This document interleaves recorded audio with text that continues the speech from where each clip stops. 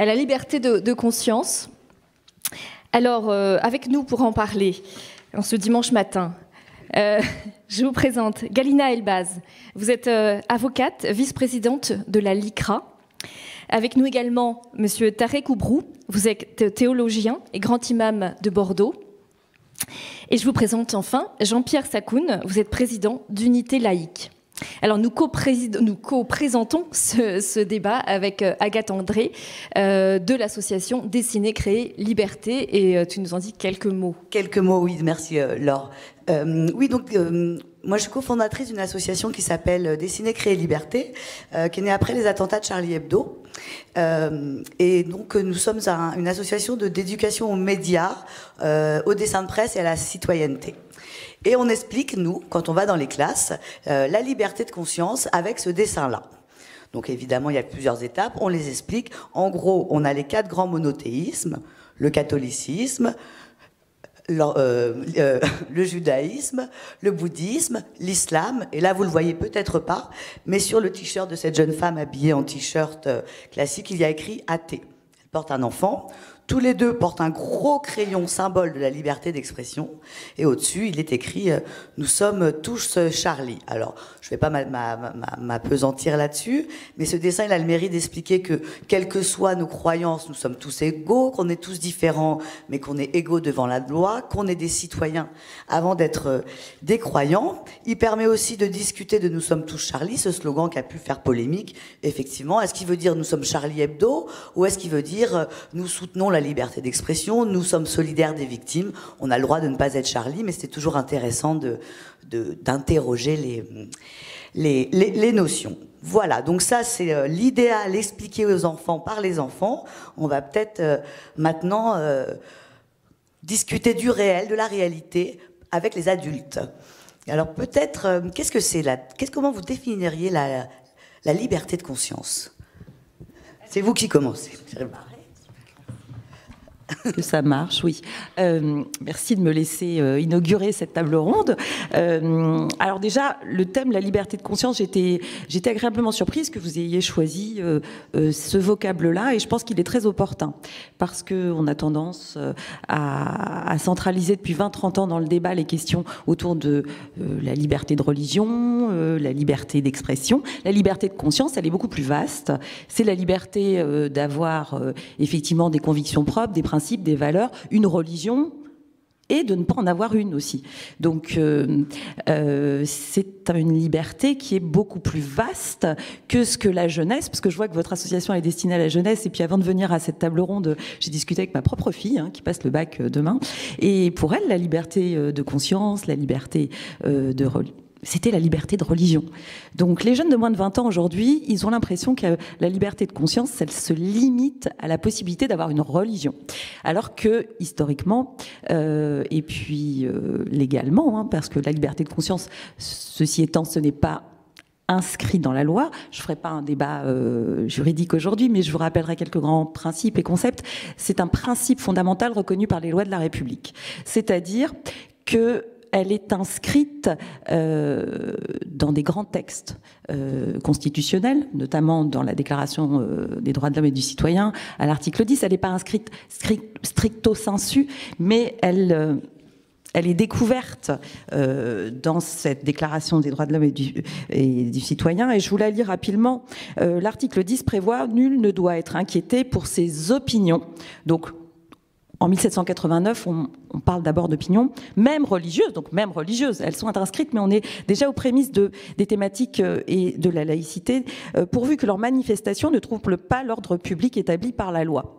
Donc cette liberté de conscience, elle s'inscrit dans cette Déclaration des droits de l'homme et du citoyen, et puis après elle va être reprise par l'article 1er de notre Constitution, qui rappelle que la France est une république qui respecte toutes les croyances. Toutes les croyances, c'est le fait d'avoir une religion, de ne pas en avoir une. Alors, j'y reviendrai, mais c'est important. Et le deuxième paramètre, et je pense qu'on va en discuter dans cette table ronde parce que c'est important, la liberté de conscience, comme toutes les libertés, ce n'est pas une liberté inconditionnelle. Et toute liberté implique que ma liberté ne doit pas nuire à celle d'autrui et qu'elle a comme limite, évidemment, la limite des droits d'autrui et particulièrement la question de respecter les droits d'autrui, la dignité d'autrui et surtout l'ordre public aussi. Donc, dans l'expression d'une liberté, dans la protection d'une liberté de conscience, il y a la nécessité aussi de protéger la société des excès que peut aussi générer l'expression de ma liberté. Voilà. Monsieur Tarekoubrou, peut-être votre définition également de la liberté de conscience et éventuellement une réaction par rapport à la manière dont l'a présenté Galina Elbaz. J'ajouterais la dimension individuelle de l'expression de la liberté de conscience. Il ne s'agit pas d'une liberté collective, il s'agit de la liberté individuelle. C'est l'individu qui est renvoyé à sa propre conscience, parce qu'elle vise à libérer l'individu de la tyrannie du groupe, justement, parce que le citoyen d'abord, en tant qu'être autonome, et qui doit exprimer bien sûr sa liberté dans le cadre du droit en vigueur, qui dit liberté, dit responsabilité, parce que la liberté des individus engage la collectivité. On n'est pas des électrons célibataires, nous sommes liés par des lois atomiques, comme des particules d'ailleurs. Nous sommes libres, mais en même temps, nous sommes gérés par des lois que nous fabriquons nous-mêmes, l'autonomie, dans la fabrique des lois qui vont nous concerner. Donc, c'est une auto-limitation de la liberté, mais consentie.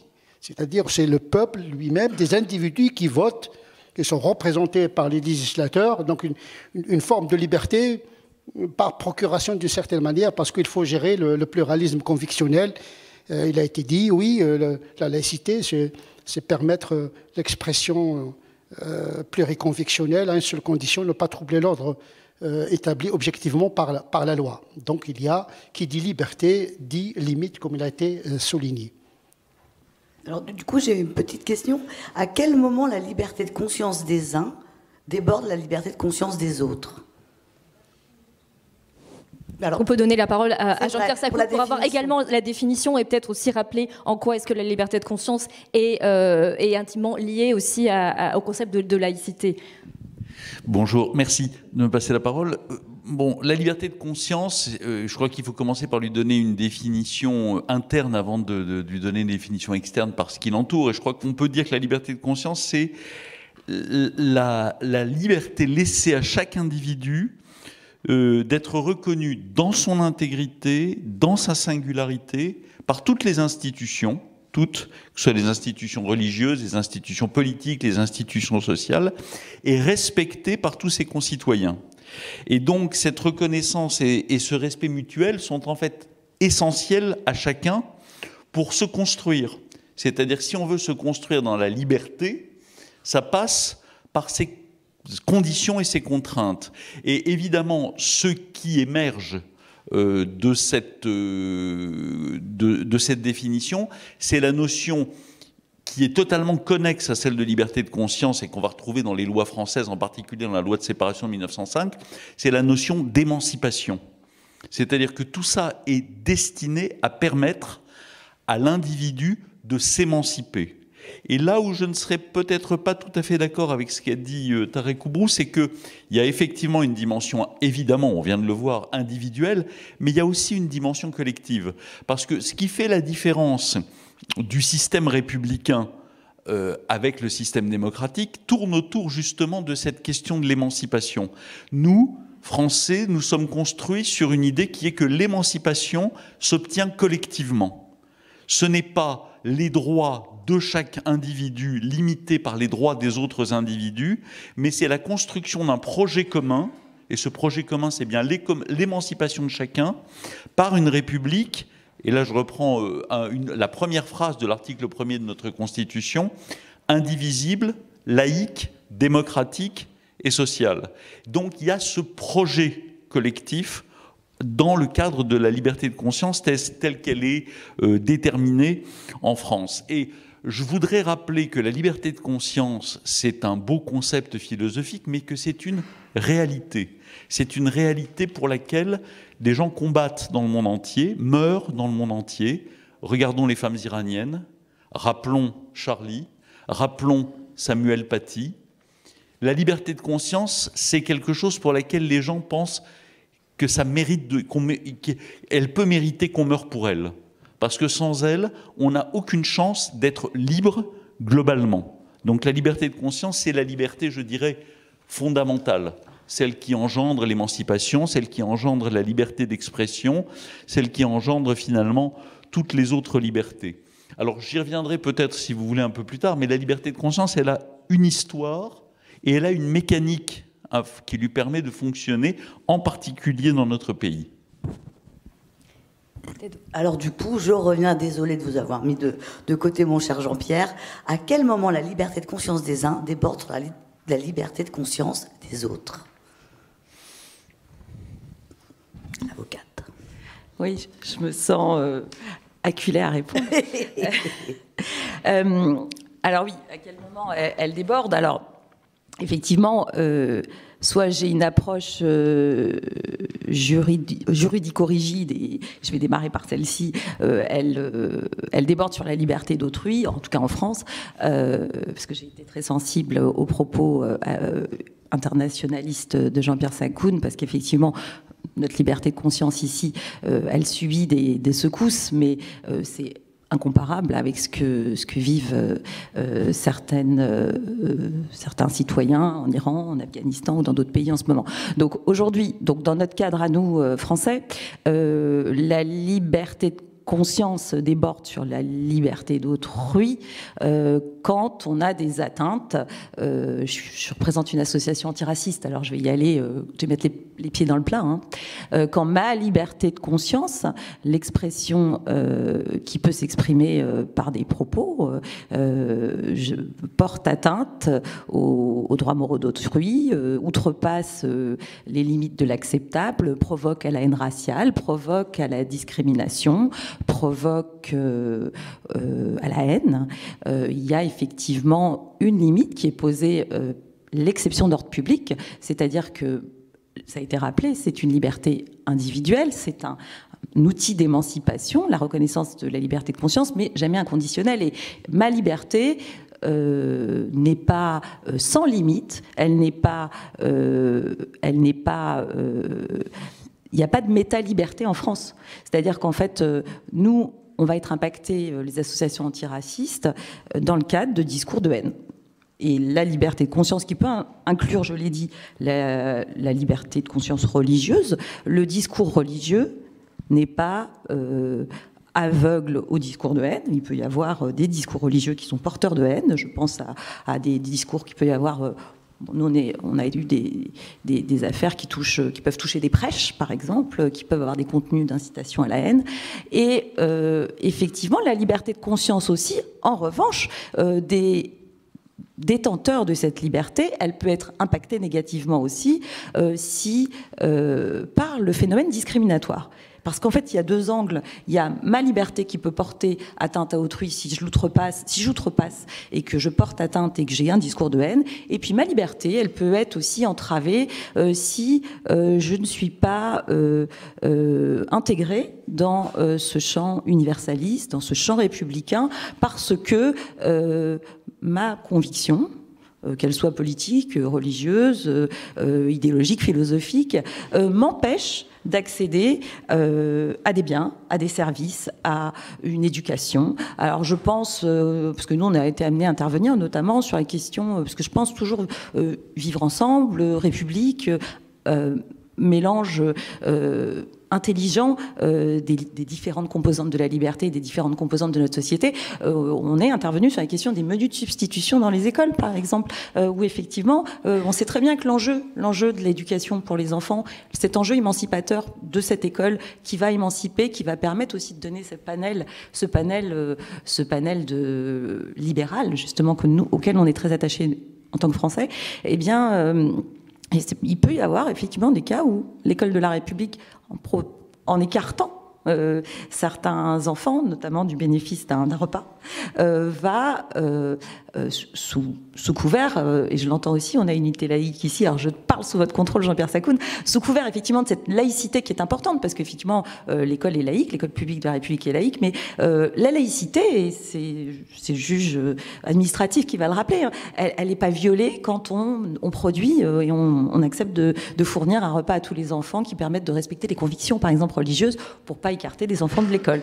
Donc voilà, je tiens à ce double niveau de l'analyse. Il y a du propos qui peut dégénérer au nom de la liberté de religion ou de conscience. On va l'aborder parce qu'il va falloir l'aborder, les discours séparatistes, les discours qui peuvent porter en soi de la haine. Nous, on a été impactés en tant que l'ICRA par des discours qui ont eu, dans le cadre des enceintes religieuses, des propos antisémites, des propos homophobes ou des propos qui portent atteinte à l'égalité femmes-hommes. Mais à la fois, nous sommes attachés aussi, pour l'association que je représente, à la protection aussi de l'égalité républicaine dans la conscience de ces différences dans les différentes strates de la liberté, de la possibilité de manifester sa liberté d'expression religieuse. Alors, il y a différentes conception, on peut y revenir hein, dans l'emploi, etc.,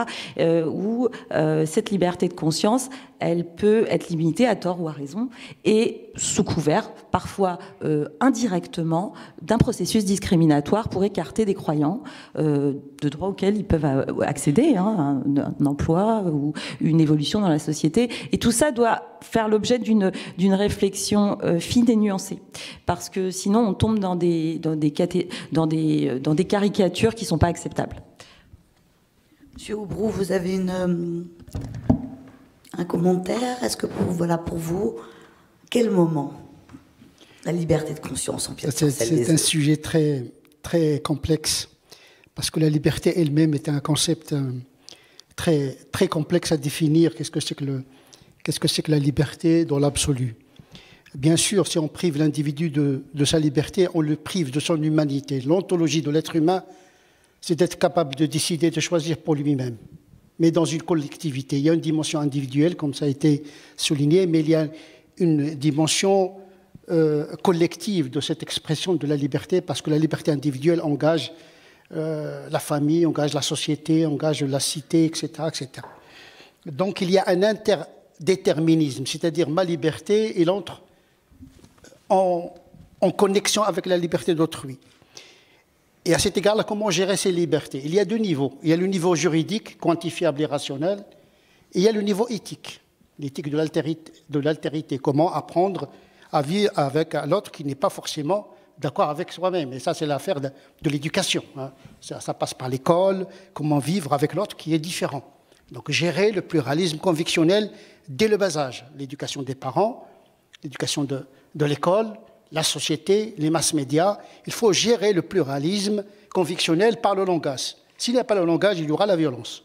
Et donc, je pense qu'il faut préparer la gestion de la liberté d'abord par le langage, le dialogue, la rencontre, l'éthique de l'altérité, banaliser la différence pour mieux la gérer. Parce que quand on étouffe les convictions, c'est comme une soupape. S'il n'y a pas d'expression par le langage, il n'y a pas une domestication de la violence par le langage, eh bien, on dit la nature a horreur du vide. Et donc, c'est pourquoi on trouve beaucoup de violence chez des gens qui n'ont pas un certain niveau lexical, culturel, etc. Parce que la culture adoucit, d'une certaine manière, le caractère. Donc, il y a un niveau juridique, hein, ce qu'on appelle la violence légitime, qui est le propre de l'État. La prison, la violence légitime est le propre de l'État. Mais on ne peut pas gérer cette question de la liberté de conscience uniquement par des coups de loi. Il faut aller à un niveau plus civilisationnel, plus culturel, plus scolaire pour pouvoir permettre à nos enfants de grandir dans un monde où il y a des différences. On est dans des sociétés-mondes. Aujourd'hui, la France n'est pas isolée du monde. Aujourd'hui, avec l'Internet, il y a d'autres formes de violence également, la violence numérique. Eh bien, la violence circule également dans les autoroutes de l'Internet. Donc, on n'est pas dans un système isolé. Et donc, on est dans le monde. Comment gérer ce pluralisme mondial qui fait éruption dans notre société française. Nous sommes dans une humanité fractale. Le tout est dans la partie. Le monde est dans la société est dans le quartier il est dans la maison, par les objets technologiques. Comment gérer, comment préparer nos enfants à lire les informations? Parce que le premier pouvoir, à mon sens, qui structure notre société aujourd'hui, c'est le pouvoir de l'information. La manipulation, parce que cette liberté, elle doit être lucide, cultivée. Aujourd'hui, il faut préserver nos enfants des manipulations par les informations, que ce soit des informations d'ordre religieux, d'ordre idéologique, etc. Donc, comment cultiver chez nos enfants la liberté qui exige un niveau de lucidité et de discernement? Donc, c'est une affaire juridique, éthique et intellectuelle également.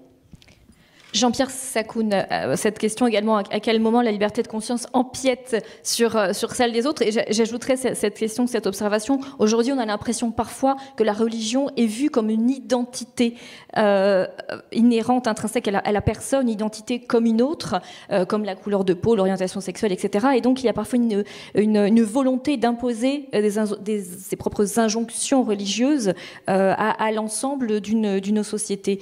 Est-ce que vous constatez ça également, et comment répondre à cette évolution? Je crois qu'il faut commencer, il y a eu beaucoup de notions qui ont été évoquées. Il faut faire un peu de définition, parce qu'il faut savoir de quoi on parle. Or, donc, j'ai essayé de donner une définition de la liberté de conscience qui n'en a pas dans la loi française. En revanche, la liberté de conscience est un terme qui fait irruption d'une manière éclatante à l'article 1er de la loi de 1905. Qui est un des piliers de la République, qui est une loi fondamentale, qui serait constitutionnelle si la Troisième République avait eu une constitution. La Troisième République n'en avait pas, donc la loi de 1905 n'a pas été intégrée à la Constitution. Mais c'est une loi de valeur constitutionnelle, elle est reconnue comme telle par le Conseil constitutionnel et par le Conseil d'État dans ses décisions. Donc l'article 1er de la loi de 1905, la première phrase de l'article 1er de la loi de 1905, c'est « La République assure la liberté de conscience ». Et les législateurs du début du XXe siècle savaient bien le français, beaucoup mieux que les législateurs du début du XXIe. Et cette phrase est suivie d'un point et d'une deuxième phrase qui dit « Elle garantit le libre exercice du culte sous réserve du respect de l'ordre public ». Et donc, on a deux phrases. La seconde n'existe que parce que la première existe, c'est-à-dire que la République est bonne fille en garantissant le libre exercice du culte à la condition fondamentale que la liberté de conscience soit assurée. Et elle assure alors qu'elle garantit. Garantit, c'est passif. Assure, c'est actif. C'est le rôle de la République de permettre à chacun d'avoir sa liberté de conscience. Donc la République, elle a une implication forte, elle a une implication fondamentale dans cette idée de liberté de conscience. Et elle est République à cause de ça, sinon elle serait démocratie. S'il n'y avait pas ce projet commun, qui est celui de l'émancipation par la liberté de conscience, elle ne serait pas une république, elle serait une démocratie. C'est ce projet politique commun d'une morale commune, fondée sur l'idéal d'émancipation, qui fait de nous une république. Qui fait que, comme le disait Régis Debray dans un écrit il y a 30 ans, qui n'a rien perdu de sa fraîcheur, qu'en France, on n'a pas un maire noir ou un sénateur mormon. En France, on a des représentants du peuple.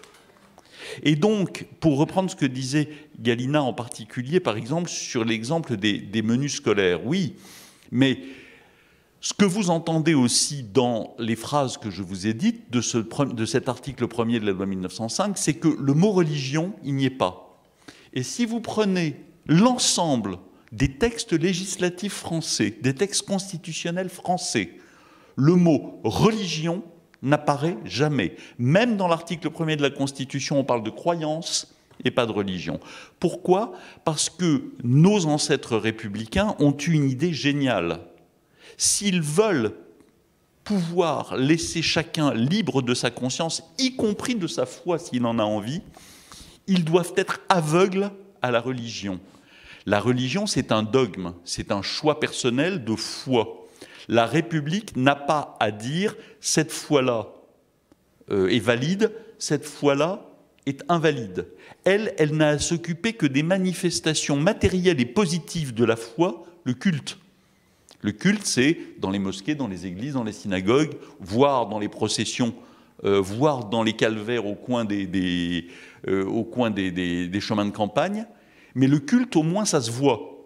Donc la République intervient sur le culte pour le garantir dans les limites de la police du culte. Et croyez-moi, la police du culte, si elle était appliquée, ça ferait réfléchir beaucoup d'extrémistes religieux. Le problème, c'est qu'on ne l'applique plus. Donc, si vous voulez, la liberté de conscience, c'est quelque chose qui est central dans la construction de notre pays. Et je vais citer un philosophe qui n'est pas obligatoirement ma tasse de thé, qui est Paul Ricoeur, qui disait « Chaque peuple a droit à la continuité de son histoire. » Nous avons construit ce qu'ont fait tous les pays européens et on va dire occidentaux, à partir du XVIIe et du XVIIIe siècle, c'est-à-dire la séparation du politique et du religieux, en allant jusqu'au bout du processus. C'est-à-dire qu'il n'y a pas de religion d'État, comme en Angleterre, il n'y a pas d'impôts payés par les croyants et prélevés par l'État pour soutenir leur culte, comme en Allemagne. Il y a une pure et absolue séparation. Nous sommes allés jusqu'au bout, et parce que nous sommes allés jusqu'au bout, ce qui est le cœur de notre idéal, c'est ça, c'est la liberté de conscience. Alors, donc, par exemple, dans les écoles, ça signifie que, eh bien, on ne parle pas de menu de substitution, simplement on laisse le choix aux élèves. La meilleure solution, c'est bien entendu la transformation de tous les restaurants scolaires en self, ce qui leur permet d'avoir dans chacune des catégories d'aliments des aliments qui leur permettent de respecter l'équilibre de leur nourriture sans avoir à heurter leurs propres convictions. Mais en revanche, quand dans certaines banlieues, les élèves se réunissent par table religieuse et excluent ceux qui ne sont pas de leur religion de la table à laquelle ils sont, ça on l'interdit. Ça, on l'interdit parce que c'est justement la négation de la liberté de conscience, c'est le surgissement du dogme face à la liberté de conscience. Or, la liberté de conscience, elle est adogmatique. Et je voudrais aussi revenir sur deux points. Le premier point, c'est qu'on a beaucoup parlé, depuis le début de cette table ronde, de la liberté de conscience et de la laïcité qui la sous-tend, puisque elle est l'un des deux piliers de la laïcité avec la séparation. La séparation et laïcité de conscience égale laïcité. Eh bien, on a sans arrêt parlé de cette liberté de conscience comme un droit de croire et de ne pas croire. Non, il y a une dimension de relation à la religion dans la liberté de conscience qui est ce droit de croire et de ne pas croire. Mais il y a aussi une dimension éthique étrangère à la question de la foi. Par exemple, le fait pour un médecin de décider qu'il ne veut pas pratiquer un avortement. Ça n'a rien à voir avec la religion. C'est peut-être pour des raisons religieuses, mais pas toujours. Et ça fait aussi partie de la liberté de conscience. Donc il faut faire attention à ne pas ramener la liberté de conscience au droit de croire et de ne pas croire. Parce que dans le droit de croire et de ne pas croire, ce qu'on entend, c'est croire. Et donc, ce qui émerge quand on parle de la liberté de conscience ou de la laïcité comme étant un droit de croire et de ne pas croire, c'est la notion de liberté religieuse. Or, la liberté religieuse n'existe pas dans le corpus juridique français, elle existe dans la Déclaration universelle des droits de l'homme, elle existe dans la Convention européenne des droits de l'homme, et c'est un vrai problème pour la France, parce que la liberté religieuse n'a rien d'une liberté indépendante. D'abord, ce n'est pas une liberté, c'est la liberté de conscience, et le fait d'être croyant ou pas fait partie de la liberté de conscience. Et deuxièmement, la notion de liberté religieuse nous mène tout droit à cette expression terrible du vivre ensemble. Le vivre ensemble est une expression qui signifie exactement l'inverse de ce qu'on entend. Elle signifie vivre en communautés séparées en essayant de faire que ces communautés ne s'entretuent pas. Ça, c'est le vivre ensemble. Nous, en France, on a inventé une expression qui date de la Révolution française qui s'appelle la fraternité universelle. Notre vision de la liberté de conscience, c'est la fraternité universelle. Ça ne veut pas dire qu'on s'aime tous. Ça veut dire qu'avant de se reconnaître comme différents et susceptibles de vivre ensemble en évitant de s'entretuer, on va faire l'effort intellectuel et éthique de se reconnaître d'abord comme semblable. Et à partir de là, on va pouvoir être dans un universalisme sensible qui ne consiste pas à interdire et à interdire aux autres, surtout pas leur foi ou leur conviction, mais qui consiste simplement à rappeler à chacun que dans notre société qui a pour objectif l'émancipation, l'essentiel c'est d'abord de se reconnaître comme semblable.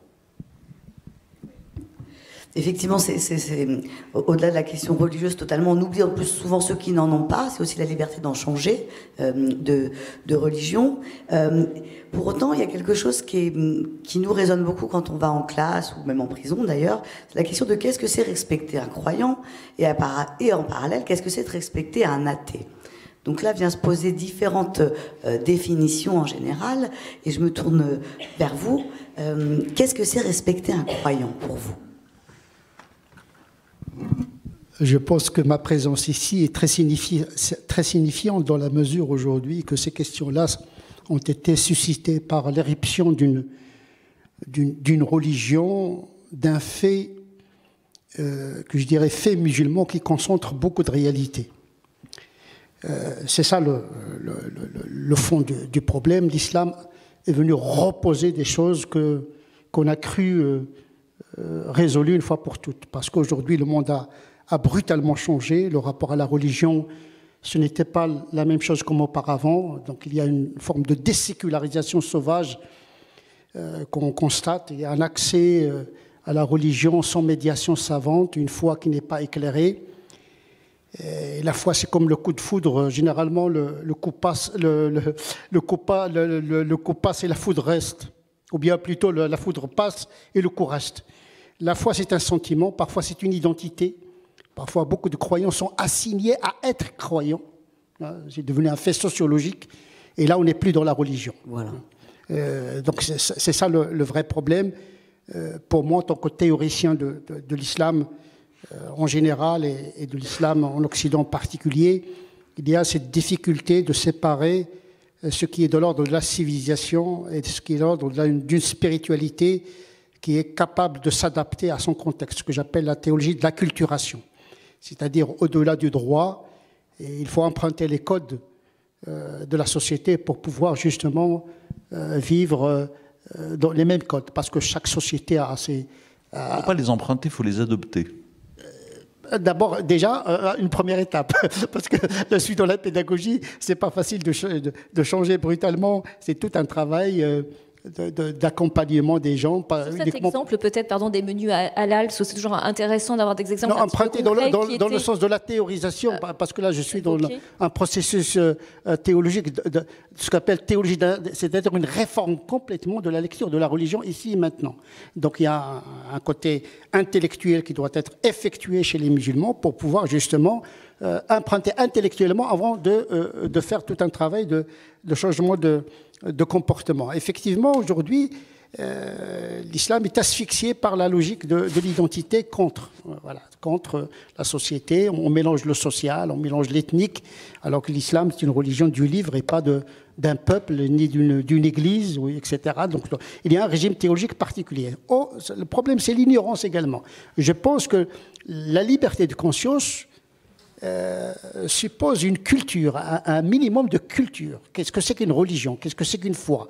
Qu'est-ce que c'est que le droit? Le droit canon musulman, est-ce qu'il est supérieur au droit français? Tout ça, ça fait obstacle justement à la visibilité de la religion dans l'espace public. Ce qui pose problème, ce n'est pas ce qu'il y a dans la tête des gens. La République ne cherche pas les consciences profondes des gens. Ce n'est pas une église inquisitrice. On n'examine pas, on n'éprouve pas les gens. Est-ce que leur Dieu est supérieur ou inférieur? Ce n'est pas l'affaire de la République. Ce qui intéresse la République, c'est l'expression des convictions dans l'espace public. Est-ce qu'il est en harmonie avec le droit? Et moi, j'ajoute, est-ce qu'il est en harmonie avec l'histoire et la culture de notre pays? C'est ça, c'est ce que j'appelle, moi, pas uniquement une adaptation juridique de l'islam, en respectant les lois, mais il faut aller jusqu'à un niveau, je dirais, de changement de mentalité et d'acculturation. Donc effectivement, le problème aujourd'hui qui est posé par le fait musulman, où il y a l'identitaire, où il y a l'ethnique, où il y a le politique, où il y a l'idéologique. C'est vraiment, c'est une tchèque-choka, comme on dit. C'est une salade qui n'est même pas niçoise. C'est vraiment, c'est un mélange où il est musulman, mais c'est pas pourquoi il est musulman. Il a subi l'identité musulmane, donc il doit la justifier tout le temps. Voilà. Dans la visibilité, je mange pas le porc, donc je suis musulman. Donc c'est par la pratique qu'on se définit. En réalité, l'islam, c'est une foi. Voilà. Donc il y a un problème de pédagogie, d'enseignement auquel nous sommes confrontés en tout cas en tant qu'imam, en tant que théologien. Changer les mentalités, bien sûr, c'est notre responsabilité, mais c'est l'affaire de toute la société. C'est l'école également qui doit donner les éléments pour permettre à nos enfants d'avoir un esprit critique par rapport au texte, par rapport de manière intellectuelle. Parce que le fait musulman dépasse la religion en tant que telle. C'est un fait. Il y a l'intrication géopolitique, la Turquie, le Maroc, l'Algérie, des considérations économiques et politiques, ethniques et identitaires. Donc, quand on dit l'islam en France, c'est une présence complexe. Donc, il faut faire le discernement entre la croyance musulmane, la foi musulmane et l'identité des musulmans. Voilà, l'islam, c'est pas l'arabité, c'est pas la maghrébinité, c'est une foi. Et donc, voilà, je me permets de vous relancer, puisque vous posiez vous-même la question, est-ce que le droit canon d'une religion est au-dessus des lois de la République? Dans certains sondages, on voit que certains croyants musulmans considèrent que c'est le cas. Comment vous répondez? Quand on pose une question de ce genre à des jeunes dont l'identité est vulnérable, déjà ils ont un problème avec les institutions, avec l'autorité, avec la société, etc. Pour eux, c'est presque une violence, une provocation déjà. Leur poser cette question-là, c'est déjà poser une mauvaise question. Et puis, qu'est-ce qu'il sait, le jeune, de la charia et des lois de la République? Il ne connaît ni les lois de la religion, ni les lois de la République. Donc, vous posez une question à des gens qui ne sont pas des spécialistes. Il faut poser la question. On ne pose pas la question, est-ce que l'Église catholique est compatible avec la République, un catholique normal? On pose ces questions aux théologiens, aux prêtres, parce que c'est eux qui ont qui parlent au nom de la religion. Maintenant, bien sûr, le fait musulman, il est tel quel. Ils ont ce sentiment que leur religion est supérieure. Donc, eux, ils sont supérieurs au reste. Donc, à défaut de réussir, à défaut d'être supérieurs psychologiquement, ils ont trouvé dans l'islam un bouclier identitariste de protection. Et donc, effectivement, on est dans la psychologie sociale, on est dans l'identité, on n'est plus dans la théologie spéculative, savante, on est dans autre chose. Jean-Pierre Sakoun, vous vouliez réagir? Oui, je voulais, là encore, je suis toujours très sensible aux mots. Dans la définition que j'ai tenté de donner de la liberté de conscience, j'ai utilisé le mot singularité, je l'ai utilisé volontairement, et pas individu, même si on parle d'un individu singulier. La singularité, c'est le fait pour chacun de savoir très profondément qu'il est unique. C'est-à-dire qu'il est construit par une série d'identités, par une série d'identifications, parce qu'il peut vouloir s'identifier à des choses sans même que ce soit son identité d'origine, qui le constitue comme un être unique, dans toute son histoire, dans toute son extension dans la société. Le problème fondamental de l'approche fondamentaliste de la religion, particulièrement sensible dans l'islam depuis quelques décennies en France, alors que ce n'était pas le cas précédemment, c'est le fait de vouloir essentialiser une des identités, qui est celle de musulman, pour en faire la définition d'un individu.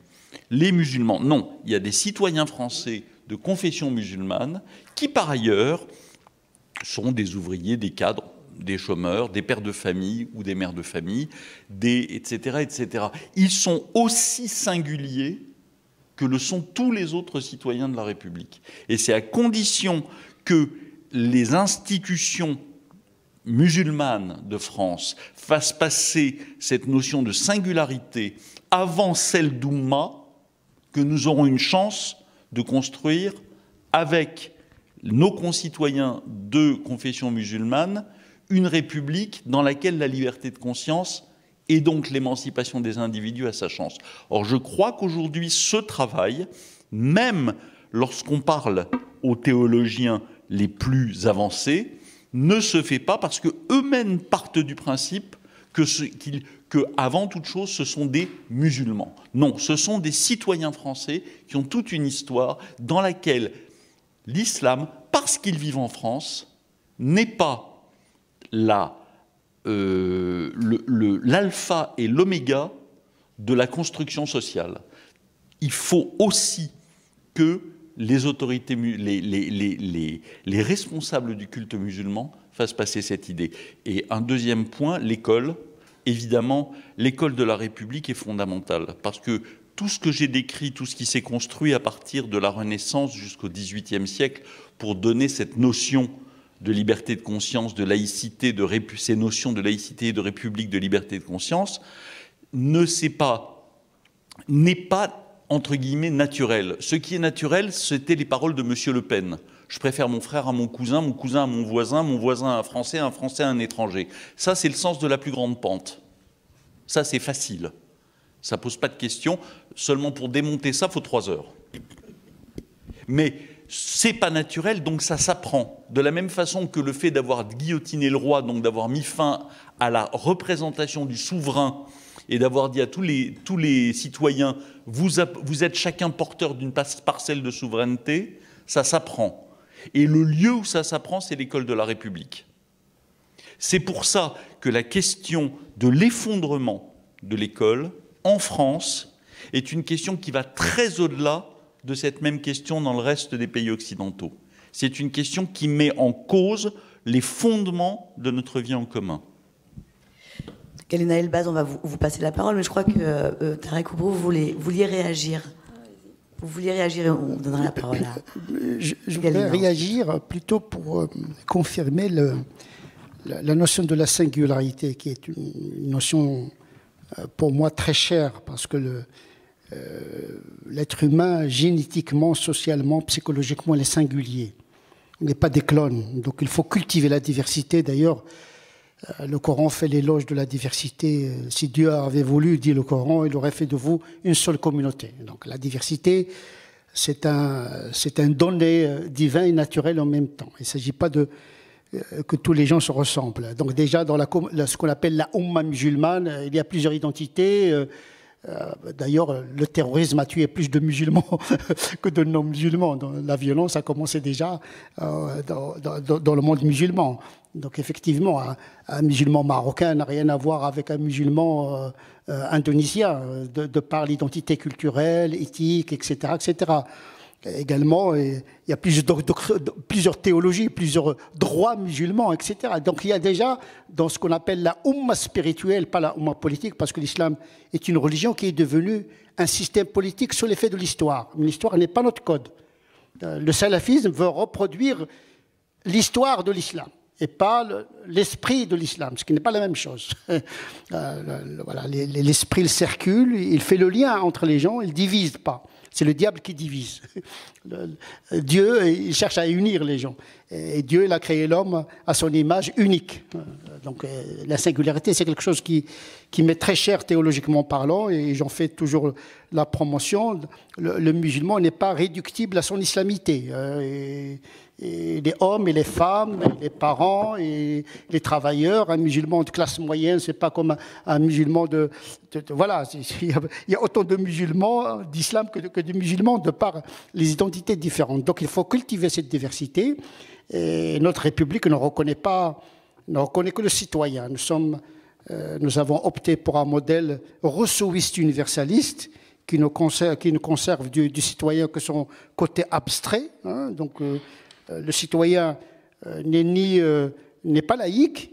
Il peut être croyant, incroyant, croyant pratiquant, pas pratiquant.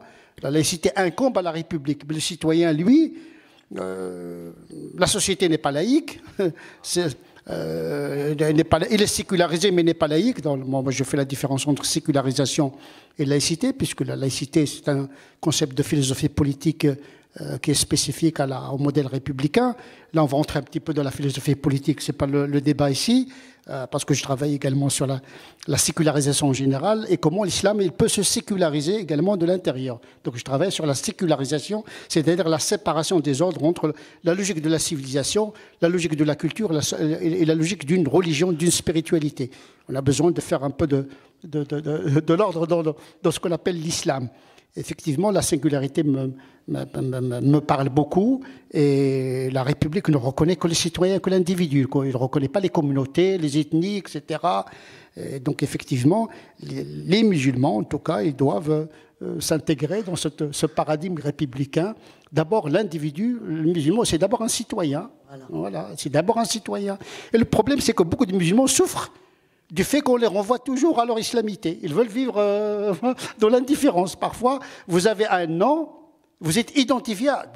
Voilà. Et il y a des jeunes qui se revendiquent en tant que musulmans, mais il y a également l'effet inverse, c'est que la société ne cesse de renvoyer le musulman à sa religion.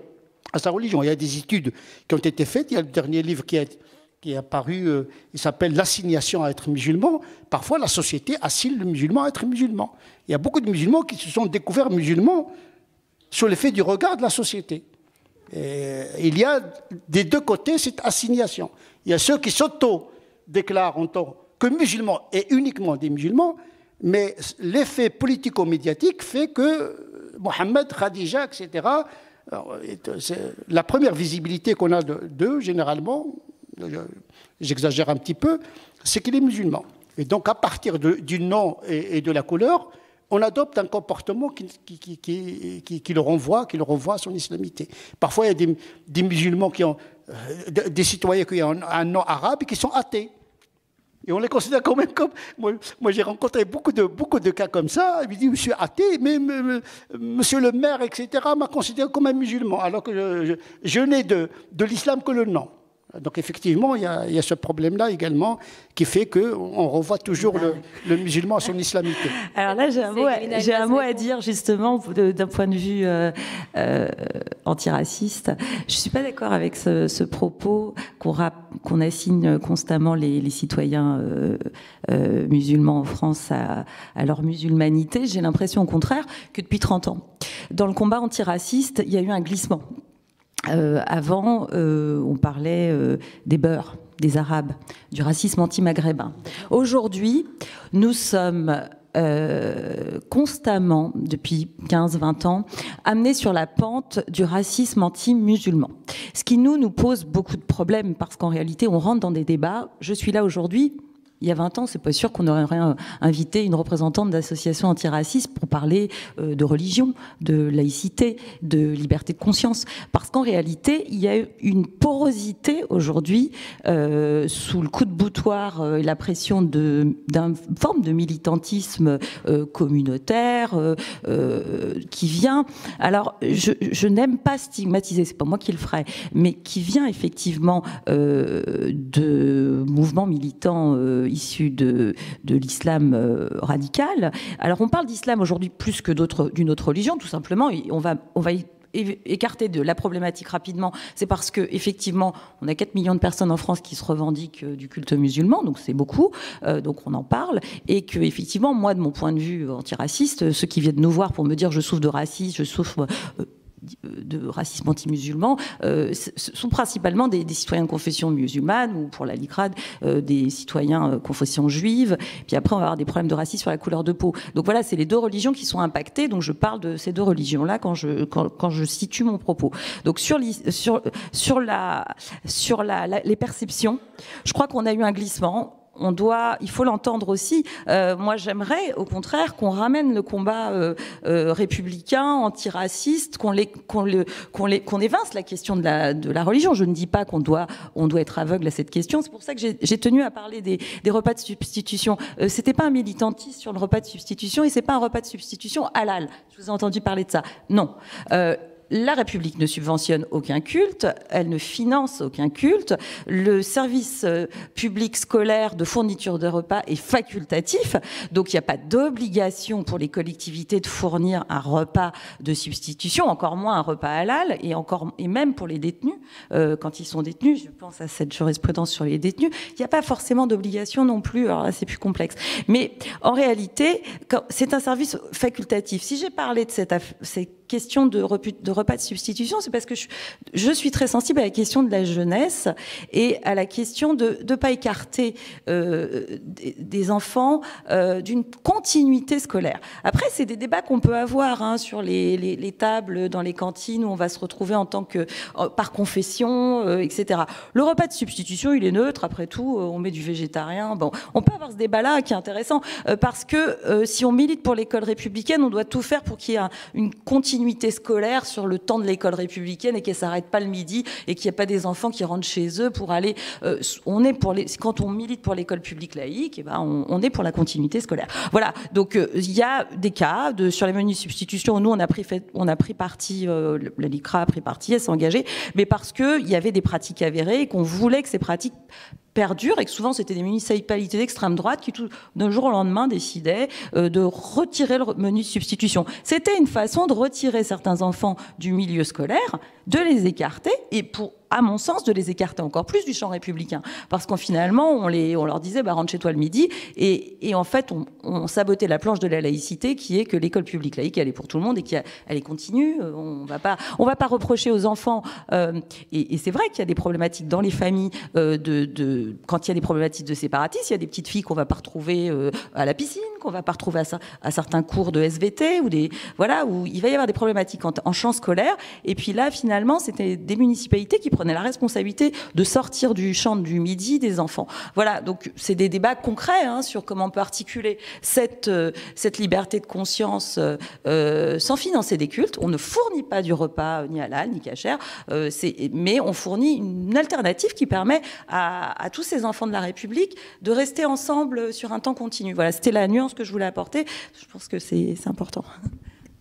Peut-être revenons sur la notion de laïcité. On constate aujourd'hui qu'elle est en quelque sorte prise dans un étau entre d'une part une partie de l'extrême gauche qui voudrait peut-être la vider un peu de son contenu pour n'y voir qu'une coexistence pacifique des religions, et de l'autre côté du bord politique, l'extrême droite qui l'instrumentalise de plus en plus pour en faire un outil d'intolérance, et ces deux mouvements finalement se nourrissent l'un l'autre. Comment réagissez-vous à ça ? Je crois que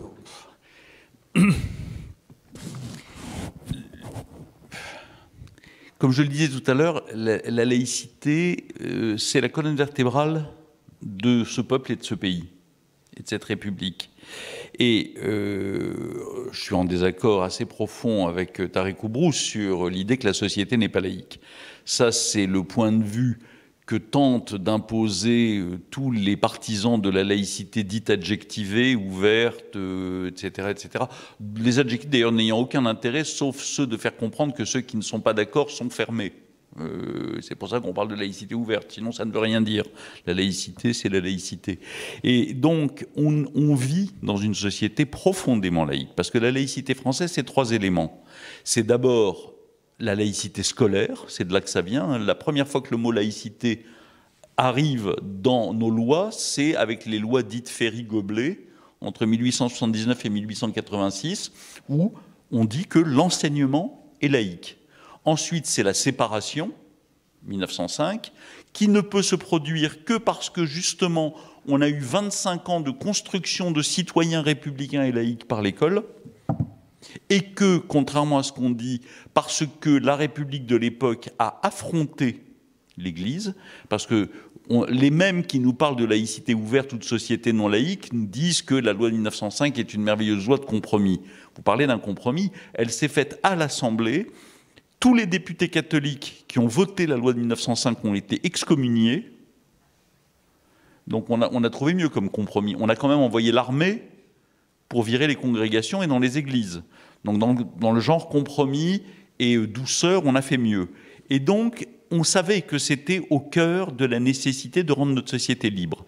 Et le troisième élément, c'est celui dont parlait Tarek Koubou, c'est la sécularisation. Mais cette sécularisation, elle est liée très précisément à la liberté de conscience, c'est-à-dire à la notion d'émancipation. Donc on a laïcité scolaire, séparation, émancipation culturelle et sociale. Ça, c'est la laïcité française. Et effectivement, cette laïcité française aujourd'hui, elle est soumise à 3 bombardements. Celui de l'extrême droite qui, devant la capitulation de la gauche, qui était historiquement la porteuse de la laïcité, a récupéré les mots de la laïcité pour en faire son outil de xénophobie et de racisme. Et ça, pour nous, laïcs, c'est la pire des catastrophes. Parce que non seulement il faut qu'on explique à des élèves qui ne savent plus ce que c'est, parce qu'on ne leur dit plus en classe ce qu'est la laïcité, mais en plus, il faut qu'on arrive à l'extraire de la falsification de l'extrême droite. Et cette falsification, pour toute personne qui prend le moindre recul, elle est d'une évidence absolue. Enfin, qui va nous faire croire que la famille Le Pen est laïque? Ce sont des gens qui, depuis toujours, ont défendu la France blanche, catholique, apostolique et romaine, qui ont toujours voté des lois anti-laïques ou refusé de voter tous les éléments laïques, que ce soit à l'Assemblée ou que ce soit dans l'Union européenne, où ils le font encore plus parce qu'ils pensent qu'ils sont moins visibles. Ça, c'est la première contrainte. La deuxième contrainte, ce sont les dogmes, ce sont les religions, qui ne renoncent jamais à être dominantes dans la société et à dominer les sociétés. Alors la plus visible actuellement, parce qu'il y a toute la violence qui va avec et qui est totalement internationale, est celle de l'islam politique, c'est-à-dire de l'islamisme, de la radicalité islamique. Mais l'Église catholique n'a pas plus renoncé. L'Église catholique, depuis le 10 décembre 1905, érode la loi de 1905, sans cesse, dans tous les domaines. Et ils ont des victoires aux États-Unis avec l'IVG.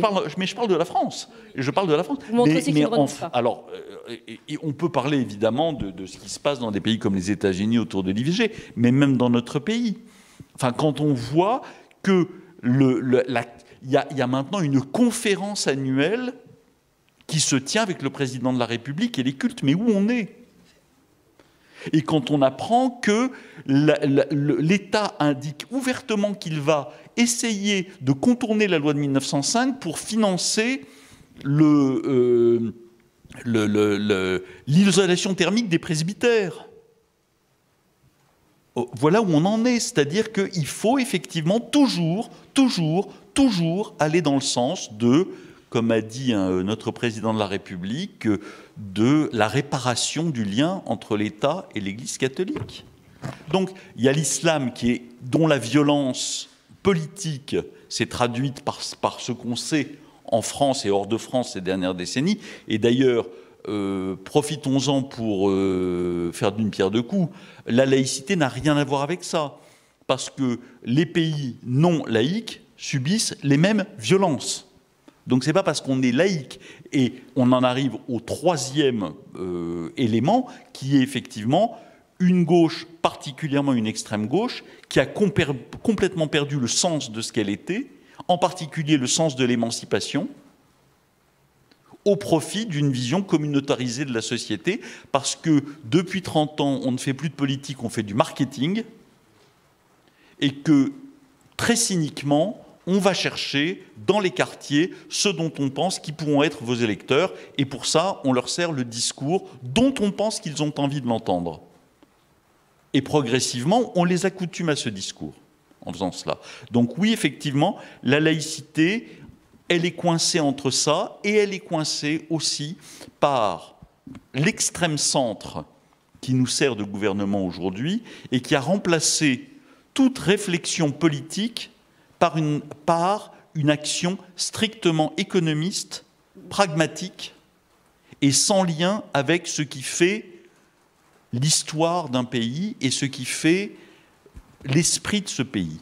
Vous faites écho à c'est quoi très compliqué. Précisément, à quoi vous faites écho sur Moi, sur ce point-là, je fais écho très précisément à toutes les décisions qui sont prises aujourd'hui par le gouvernement de Madame Borne ou le précédent ou sous la présidence de Monsieur Macron et des précédents, que ce soit Monsieur Hollande ou Monsieur Sarkozy, qui vont toujours dans le sens d'un affaiblissement de la laïcité et donc de la remise sous tutelle des communautés, en particulier ethniques et religieuses, des citoyens qui ne se vivent plus en tant que singuliers partageant la souveraineté nationale, mais en tant que membres d'une communauté qui les représente auprès de l'État et de la République. Oui, c'est intéressant. Peut-être passer aux dernière question. Moi, j'en ai quand même encore une. Ce qu'on comprend avec Jean-Pierre Sakoun, c'est qu'effectivement, donc la laïcité, c'est pas une conviction, ça les autorise toutes. Elle chapeaute effectivement cette liberté de conscience. Et il y a une liberté dont on n'a pas parlé, que j'essaie de vous amener là-dessus au départ, c'est aussi la liberté d'expression. Et ma question, elle était, voilà, cette laïcité, elle permet de faire cohabiter à la fois justement, enfin, comment dirais-je, c'était ça le sens de ma question tout à l'heure sur le respect du croyant et le respect de l'athée. Du coup, comment on fait cohabiter cette liberté de conscience et cette liberté d'expression Galina ou je commence ou Tarek.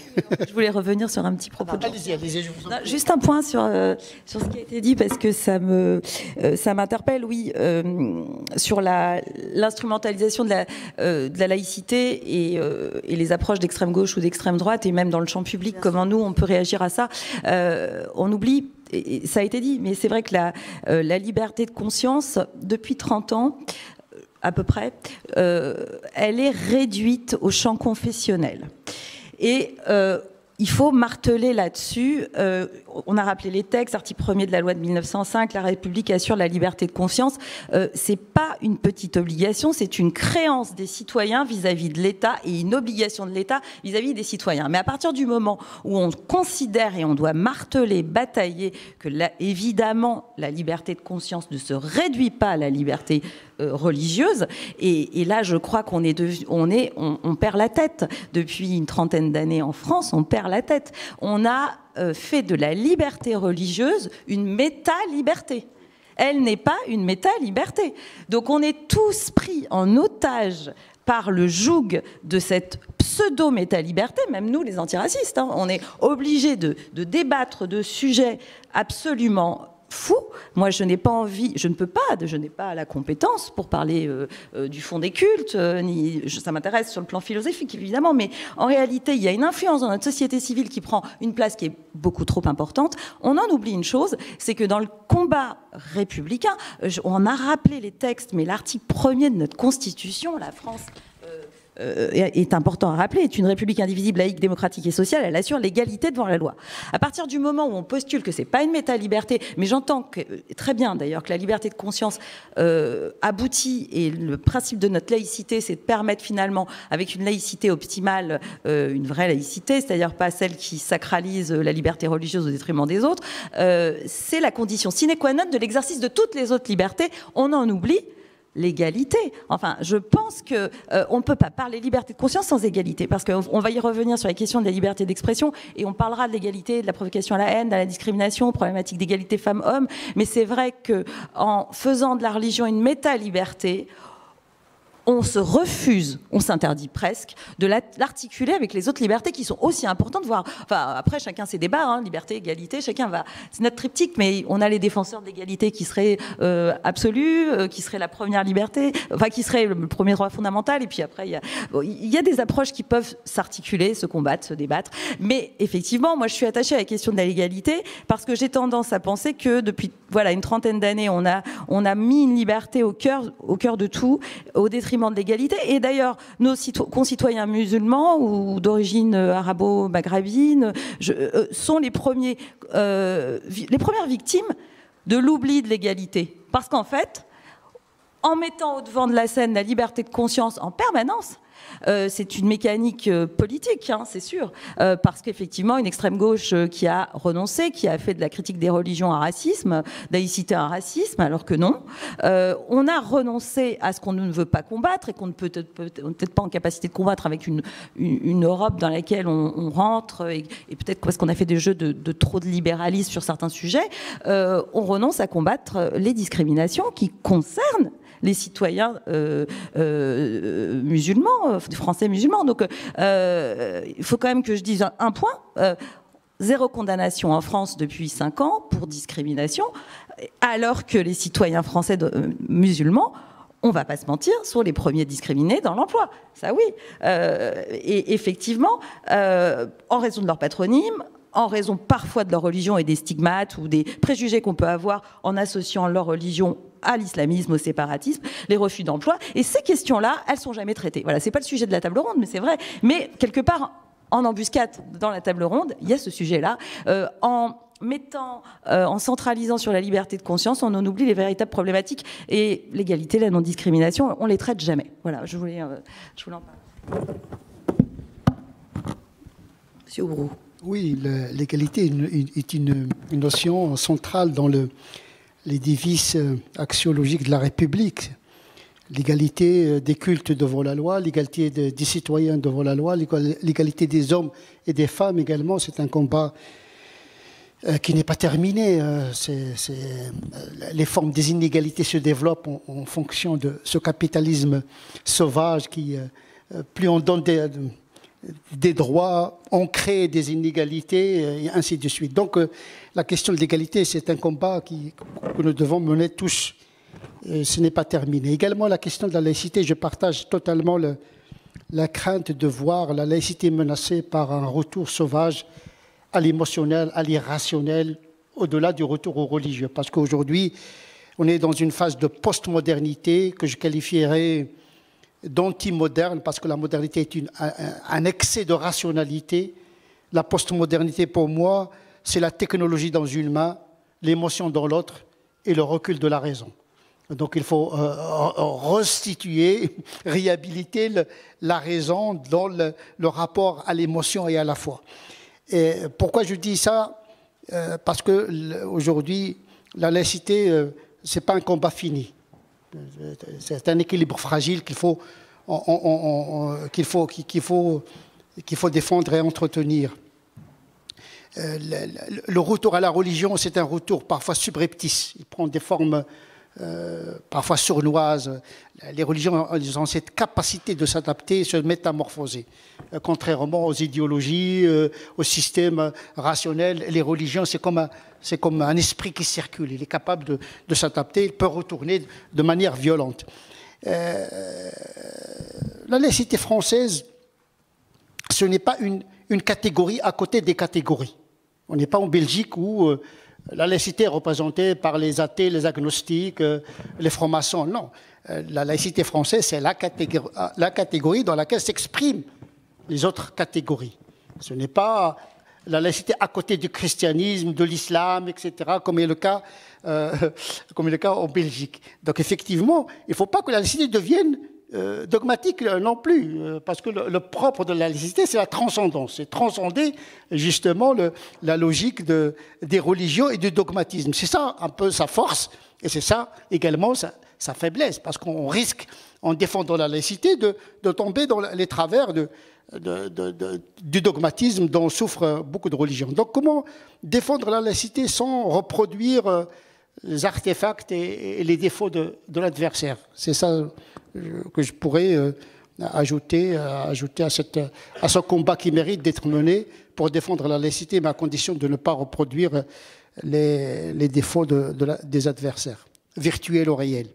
Jean-Pierre Sakoun, vous vouliez réagir et après, rapidement, on passe la parole à la salle. Il y a plusieurs choses qui m'interpellent dans ce que vous venez de dire.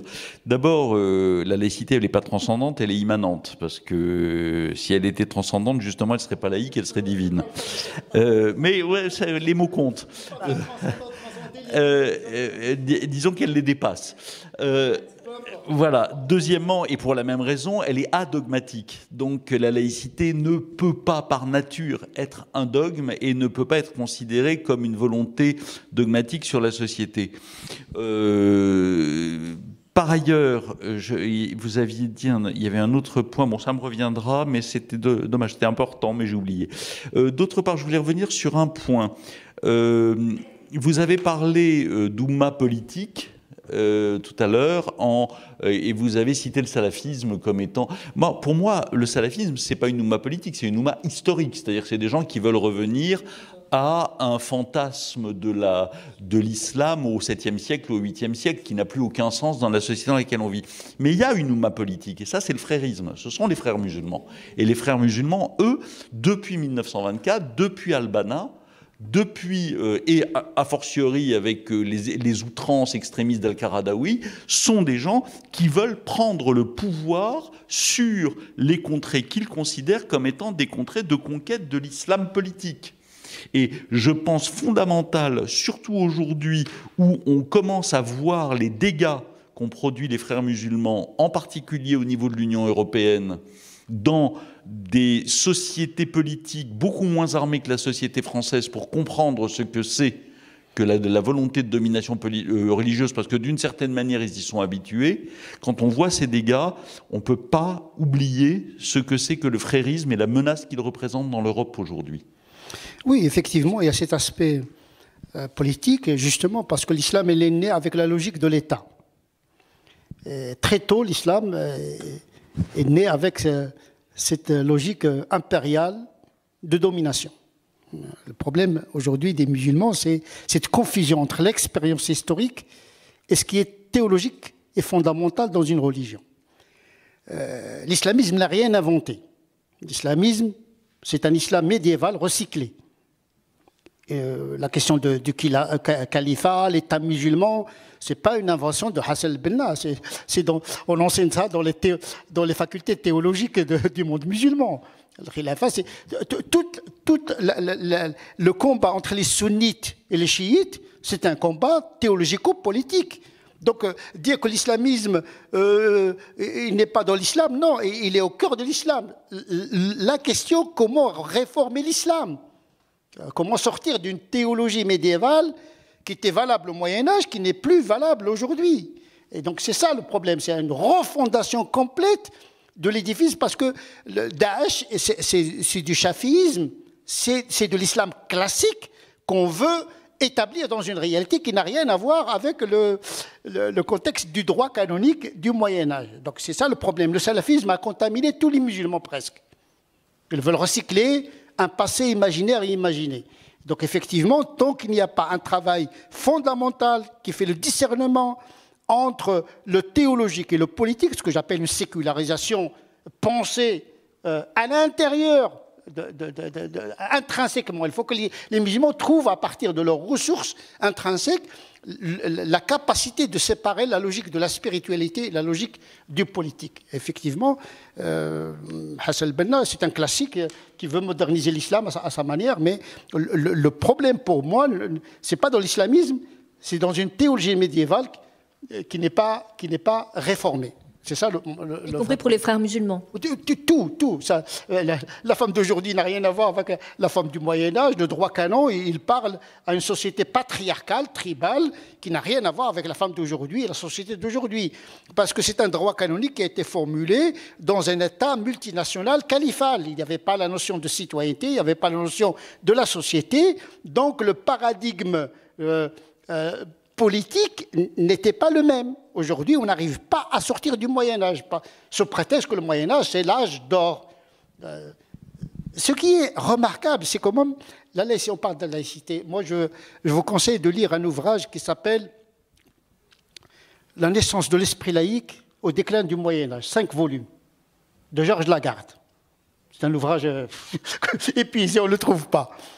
Et dans ce moment d'inflexion laïque, 11e, 12e siècle, on parlait d'Averroès et d'Avicenne qui ont introduit la philosophie arabo-musulmane dans la scolastique catholique.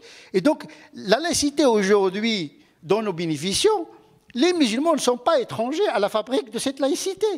Donc il faut que nos enfants apprennent, en tout cas les enfants musulmans, il faut qu'ils apprennent que la laïcité donne aux bénéficiaires.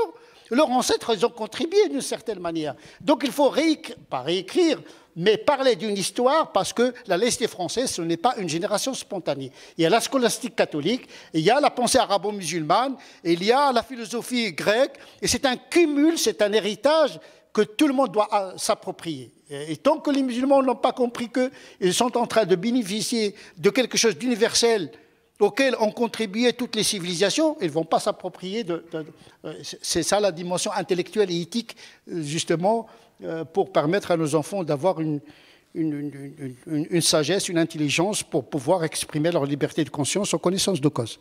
Mais ça, c'est votre travail. Oui, voilà. C'est votre travail. Mais du coup, c'est pas évident. Peut-être que la question sera posée, comment fait-on? Mais on va passer le micro au public. Est-ce qu'il y a des questions? Oui.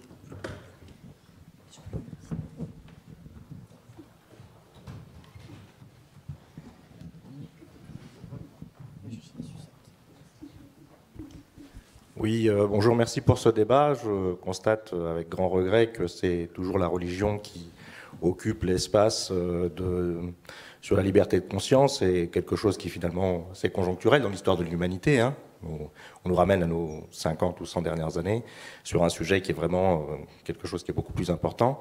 Et j'aurais aimé qu'il y ait une approche sur la liberté d'ignorance.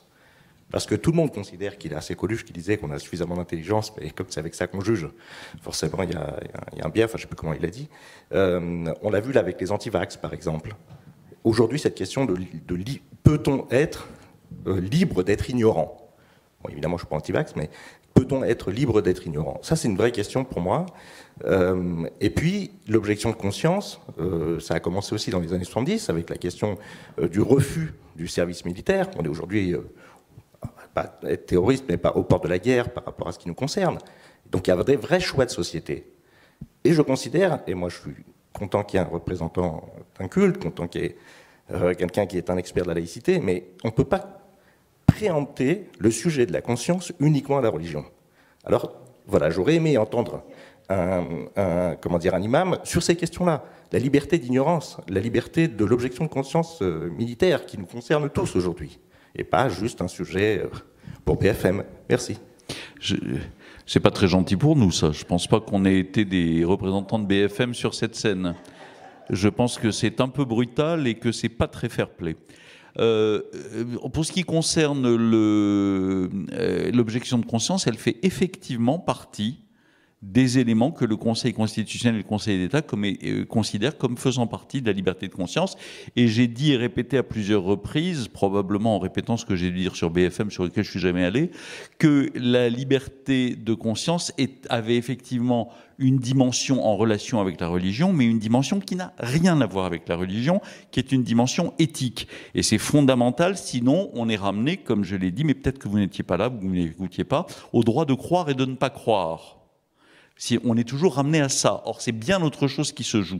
Quant à la liberté d'ignorance, eh bien, je pense qu'il n'y a pas de liberté d'ignorance, je le dis. C'est-à-dire que la liberté d'ignorance, c'est la liberté de ne pas vouloir avoir sa liberté de conscience. C'est la liberté de ne pas vouloir s'inscrire dans la construction de l'esprit critique, dans la construction de la distance critique qui permet la construction du citoyen, et donc la liberté de se donner et de se vouer à toutes les opinions, quelles qu'elles soient, et au grand égout à ciel ouvert que sont les réseaux sociaux. Vous parliez des anti-vax, on est en plein dans la question. Donc oui, liberté d'ignorance dans la mesure où on a le droit d'ignorer un dogme qui ne nous concerne pas.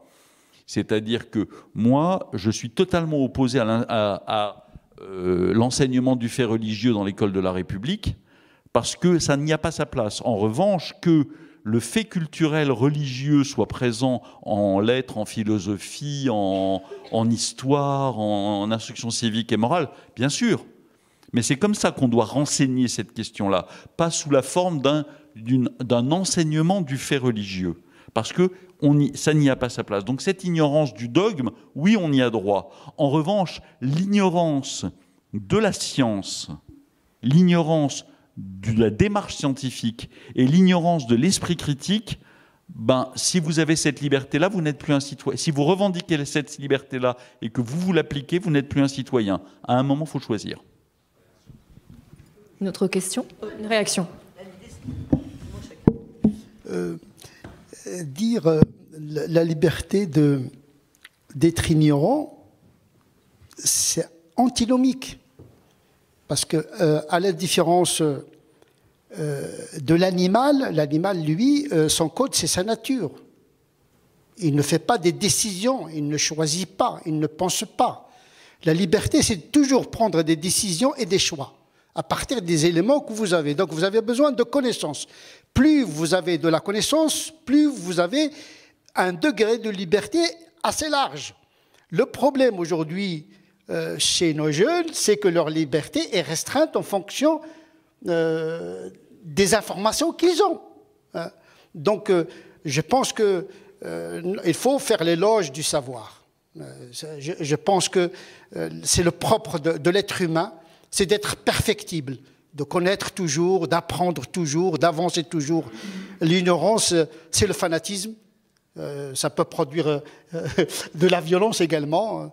Je pense qu'on ne peut pas accepter le fait de choisir d'être ignorant. C'est choisir d'être animal, d'une certaine manière. Ne pas comprendre, ne pas savoir à quoi ça sert un cerveau, la culture, le savoir. Donc on doit fermer les écoles, on doit fermer la culture, etc. et de rester dans l'ignorance. Je ne sais pas ce que vous voulez dire par la liberté d'être ignorant. Ignorer quoi? Déjà, pour ignorer, il faut savoir. Il faut savoir, donc qu'est-ce qu'on va ignorer? Donc c'est un peu un oxymore. Juste un mot là-dessus.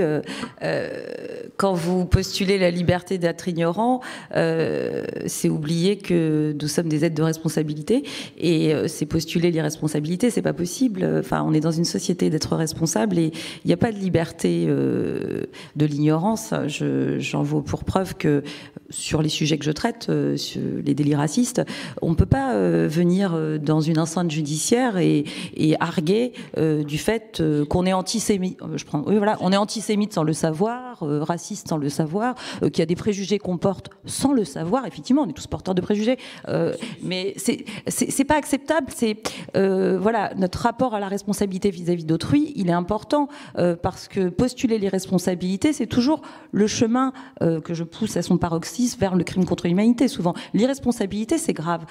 Donc, on est des êtres de responsabilité. Alors, j'entends que vous trouviez qu'on n'est pas peut-être assez élevé le débat au-delà de BFM, mais venir dire qu'il y a une liberté d'ignorance, je crois que vous vous trompez lourdement. Voilà. J'ajoute que, et je serais d'accord pour une fois avec Tariq Oubrou, que la postmodernité que vous défendez manifestement à travers cette remarque, c'est effectivement celle de la technologie et de l'émotion. La modernité, c'est-à-dire celle qui a construit le sujet autonome, rationnel et politique, ce sur quoi s'est fondée notre émancipation, c'est celle du savoir. Et quand même, la maxime la plus absolue dans ce domaine, c'est celle qui clôt le XVIIIe siècle, c'est celle de Kant en 1801, Aude sapere, ose savoir. C'est comme ça que tu deviens un être humain émancipé. C'est pas en osant être ignorant. J'ajouterai pour Kant, malgré son envergure philosophique, avec sa critique de la raison pure, il a dit je n'ai pas eu toujours le courage de dire ce que je pense, mais je ne dirai jamais ce que je ne pense pas. C'est-à-dire qu'il était conscient de la limite de l'expression de la conscience. Lui qui est un des fondateurs de la pensée des Lumières. Donc, quelle que soit cette liberté de conscience, on est conscient quand même qu'il y a une limite à ne pas ce que j'appelle l'autocensure. Alain Gross, un neuroscientifique, dirait « Je m'inhibe, donc je pense ». C'est-à-dire l'inhibition créatrice. Et ça, c'est une autre dimension un petit peu de l'expression ou pas. Quand est-ce que je m'exprime? Parce que le silence également, c'est une forme de liberté. une liberté responsable. Donc il faut réconcilier entre liberté et responsabilité. Et tous les philosophes sont conscients des limites de cette formule liberté de conscience. Un neuroscientifique réductionniste, il vous dirait qu'il n'y a pas de liberté de conscience.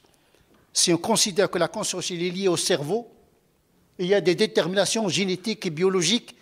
Bien sûr, le cerveau il est plastique parce qu'il change en fonction de l'éducation.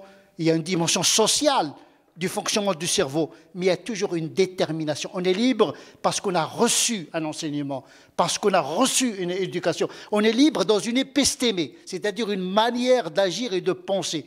Donc il faut être conscient que toutes les notions ne sont pas absolues, mais sont circonstanciées et sont relatives. Nous sommes condamnés à être des êtres inachevés et relatifs. Assumons cette condition et évoluons vers le bon sens. D'autres questions? Oui, alors merci pour le débat. Je regrette aussi fondamentalement la dérive du débat autour de la bipolarité entre la laïcité et une religion. Le titre de cette conférence était tout autre et personnellement, moi je regrette qu'on ait encore glissé vers cette discussion sémantique. Mais soit, le débat était très intéressant et je voulais vous poser une question. Moi, j'aime dire à chaque fois, je ne sais pas si vous serez d'accord avec moi, que la pluralité de mes libertés définit mon identité. La pluralité des lois définit ma citoyenneté. Or, en vous entendant, M. Sakoun et M. Brou, je sens qu'il y a un fossé entre vous deux, dans le sens où vous définissez la laïcité comme le caractère absolu des règles qui définissent l'expression de notre citoyenneté. M. Brou, tout à l'heure, a dit quelque chose de très juste, je pense, c'est la porosité de notre société, qui est alimentée par différents courants éthiques, sociologiques, philosophiques, etc. Et en fait, il n'y a pas le lien entre les deux. C'est-à-dire que l'expression de la laïcité définit les règles de notre expression citoyenne, mais il y a aussi une définition citoyenne identitaire, qu'on le veuille ou pas, qui s'exprime dans le champ social et qui n'est pas définie, et dont on n'arrive pas à contenir l'expression, que ce soit par de la pédagogie, et vous avez parlé, M. Bourreau, de la pédagogie, c'est-à-dire comment éduquer, comment faire comprendre, vous avez parlé d'émancipation, alors ça serait intéressant que vous me définissiez ce que c'est l'émancipation, mais aussi l'émancipation de conscience, mais aussi l'émancipation dans la connaissance. Or, aujourd'hui, en tant que citoyen, ce que je constate, et je suis de confession musulmane, mais je me considère comme citoyen avant tout, contrairement à ce qui a été dit tout à l'heure, je constate qu'il y a un fossé dans le rôle de l'État, qui n'est pas son rôle d'ailleurs, c'est d'organiser la connaissance, la pédagogie et le contrôle de ce que nous devons, là où nous devons arriver en termes de compréhension de ce que l'identité, de ce que c'est la foi, de ce que c'est la liberté de conscience, mais aussi de ce que c'est de la citoyenneté, et tout ça mettre dans une cocotte minute, parce que notre société est une cocotte minute, j'allais dire organique, qui vit, qui bouge, qui interagit entre elles, etc., et qui n'a pas ce caractère uniquement absolu en disant la laïcité est une imposition qui est belle, mais qui ne trouve pas son expression, sa pratique, la pratique de la laïcité dans le champ sociétal. Voilà. Je vais répondre très rapidement parce que d'abord je vous remercie d'avoir évité BFM Télé. Deuxièmement, le mot qui me gêne, c'est organique. Le mot qui me gêne, c'est organique parce que c'est un mot qui fait une comparaison sous une forme clandestine avec le fonctionnement d'un être vivant. Or, ce genre de comparaisons biologiques sont assez dangereuses en termes d'analyse de la société. Ce que vous dites est absolument juste, mais je crois que les forces qui travaillent la société sont d'une part, vous avez raison, des forces liées au fait que les êtres humains ne peuvent pas vivre autrement que dans des communautés. Il est évident que nous ne sommes pas des individus isolés, des électrons, des êtres qui, avant le contrat social, comme disait Rousseau, erraient dans une sorte d'espace et se cognaient de temps en temps en se croisant. On est une société organisée par des lois, organisée par une histoire, organisée par une tradition, mais aussi organisée par des communautés.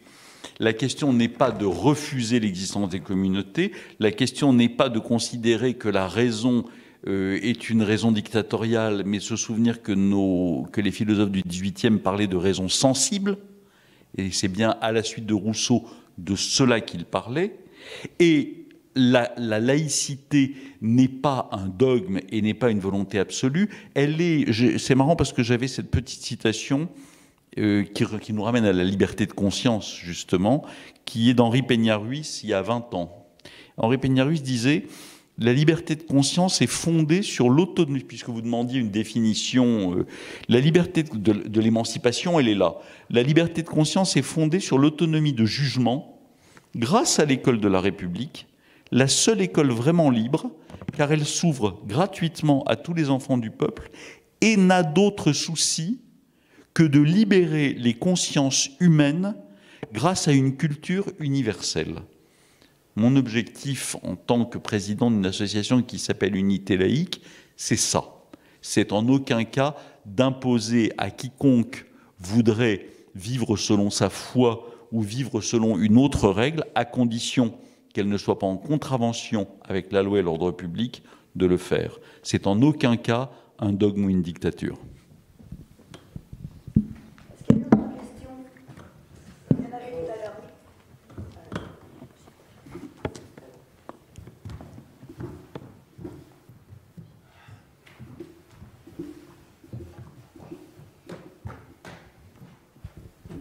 Bonjour, merci. Merci également pour ce débat. Et moi aussi, je suis étonné par la tournure qu'a pris ce débat sur liberté de conscience. En voyant justement ce titre, je m'attendais à autre chose et non pas à un débat politique sur, on va dire, sur alors, la liberté, j'ai pris des notes, on va dire la liberté dans la structure de la République et la conscience qui est définie par la croyance. Donc en gros, je me dis, ben, la thématique, c'était plus quelle est la place de la croyance dans la République. C'est ce que j'ai compris par rapport à liberté de conscience, puisque j'avais une autre définition justement en séparant liberté et conscience. La conscience, c'est un état mental subjectif de comment on arrive à se percevoir. Pour moi, pour ma part, par rapport justement à ma façon de définir ce mot-là, je peux très bien comprendre liberté de conscience dans la République et par rapport au droit, etc. Mais c'est cette liberté d'être et d'exister en tant qu'être individu et unique. Et en fait, pour moi, ce que je n'ai pas entendu, c'est vraiment l'individu. On n'a jamais parlé de l'individu.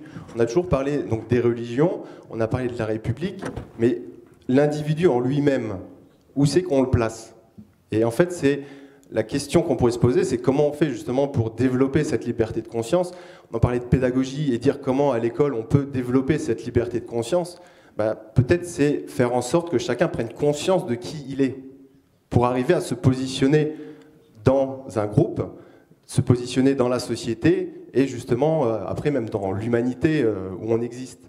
Donc ça c'était mon point de vue et je voulais juste savoir par rapport à ce que vous pouvez penser sur cette pédagogie, comment amener ça justement à l'école pour développer cette liberté de conscience, sans connotation politique bien entendu. Voilà, je vous remercie. Est-ce qu'il y a quelqu'un qui veut répondre? Jean-Pierre Sacoun. Excusez-moi de reprendre la parole. Je vous rappelle, la première chose que j'ai dite, c'est la définition de la liberté de conscience que j'ai tenté de donner, et je vais me permettre de la relire. La conscience individuelle de chaque individu doit être reconnue dans son intégrité et sa singularité par toutes les institutions religieuses, politiques et sociales et respectée par tous ses concitoyens.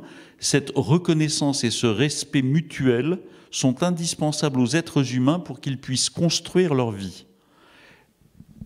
Il me semble que c'était dès le départ répondre à la question que vous posez. Maintenant, sur ce qui concerne le lien qui s'est fait au cours de cette table ronde entre liberté de conscience et religion, d'abord je ne comprends pas ce que vous avez dit quand vous dites que la liberté est de l'ordre du politique et que vous avez eu l'impression qu'on parlait de la conscience uniquement sous l'ordre du religieux. Non, la liberté de conscience, la conscience n'a rien à voir au départ avec la question religieuse. Maintenant, je vais trahir un petit secret. Lorsque l'organisateur de ces journées m'a contacté, il m'a proposé de participer à une table ronde qui s'appelait « Le droit de croire et de ne pas croire ». Et je lui ai dit « n'en est pas question ». Parce que justement, c'est pas ça. C'est pas ça dont on parle. Et au départ, il devait y avoir dans cette table ronde un imam, pas obligatoirement Tariq Oubrou, un imam. Il devait y avoir un représentant de la laïcité, moi, et un rabbin. Et je lui ai dit non, je ne représente pas les athées. C'est pas ça. C'est pas le droit de croire et de ne pas croire, ou comme le disait Tariq Oubrou, comme en Belgique, le centre d'action laïque en Belgique représente les athées. C'est-à-dire c'est une religion à côté des autres religions. Donc effectivement, je suis tout à fait d'accord avec vous, j'ai tenté de le dire tout au long de mes prises de parole, la question de la liberté de conscience dépasse très largement la question de la religion. Elle va bien au-delà, on en a reparlé à travers les questions qui ont été posées, mais il n'en reste pas moins qu'on vit dans une société dans laquelle, qu'on le veuille ou non, depuis Mohamed Merah en 2012 jusqu'à Samuel Paty il y a 2 ans, l'islam radical s'est imposé comme étant une volonté de soumettre les consciences, liberté de conscience, soumission des consciences, hein, et d'interdire la liberté de conscience et la liberté d'expression.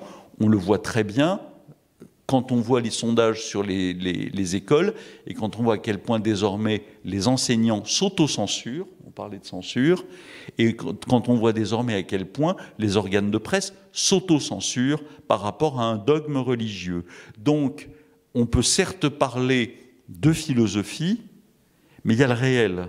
Et le réel, il nous rattrape d'une manière tellement sanglante, tellement brutale, tellement violente, sans parler de l'Iran, de ce qui s'y passe actuellement, de l'Afghanistan, sans parler des évangélistes, parce que ne les oublions pas aussi dans la manière dont les religions tentent de reprendre pied dans la société, qu'à un moment, il faut aussi se dire qu'il y a des urgences. Et l'urgence de la défense de la liberté de conscience aujourd'hui, c'est pas obligatoirement de se poser la question sous forme philosophique, c'est aussi de répondre au réel. Et le réel, il est brutal. Oui, je pense qu'on peut dire aussi que c'est assumé de la part des organisateurs d'avoir un peu anglais, enfin, c'est un thème général, mais qui était dès le départ anglais de par les intervenants, et de par aussi ce qu'on nous a parlé hein, pour l'anglais sur ces sujets qui effectivement rejoignent des questions d'actualité un peu cruciales et complexes. Voilà, donc bon, désolé pour certaines frustrations dans le public, mais on peut aussi aborder d'autres aspects de la liberté de conscience là, dans les quelques minutes qui nous restent. J'espère que tout le monde n'a pas été frustré quand même. Oui. Bon, parfait. Alors on va prendre une dernière question parce qu'il est déjà tard, mais voilà. Madame, la parole aux femmes. Parce que c'est aussi ça la laïcité, effectivement. Féministe. C'est vrai.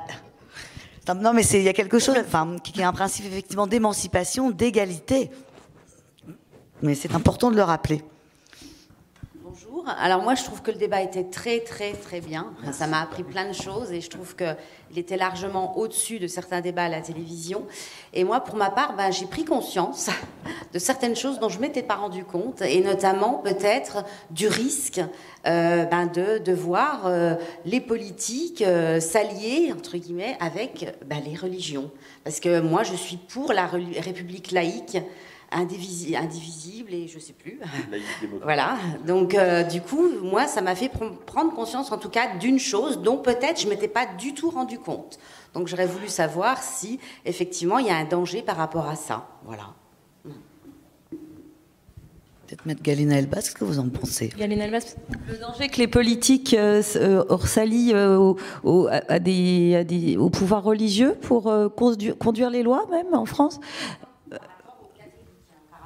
Alors moi, je ne parle pas d'islam, hein. Oui. Je parle par rapport à la religion catholique. Moi, ça me ferait vraiment peur, effectivement, et ça m'a fait prendre conscience qu'effectivement, il y a peut-être un risque par rapport à ça, Et comme disait votre voisin de gauche, hein, je me disais, mais c'est pas possible. C'est une religion qui a été faite aussi il y a très très longtemps, qui n'est pas du tout adaptée à ce qu'on vit maintenant, et ça peut faire peur, effectivement. Donc je voulais savoir si... Dans l'actualité, c'est vrai que sur les débats sur la PMA, le mariage pour tous, en tout cas, ça a déjà été le cas. Ça a pris du temps, entre autres parce qu'il y avait une opposition forte de l'Église catholique. Donc l'actualité nous l'a montré, effectivement. Oui, alors en France, on n'est pas directement impacté aujourd'hui par des bouleversements législatifs à venir du fait des coups de boutoir de l'Église catholique. Maintenant, effectivement, il y a une vigilance permanente à mener. Moi, j'ai effectivement en tête, comme vous l'avez dit, enfin, avec le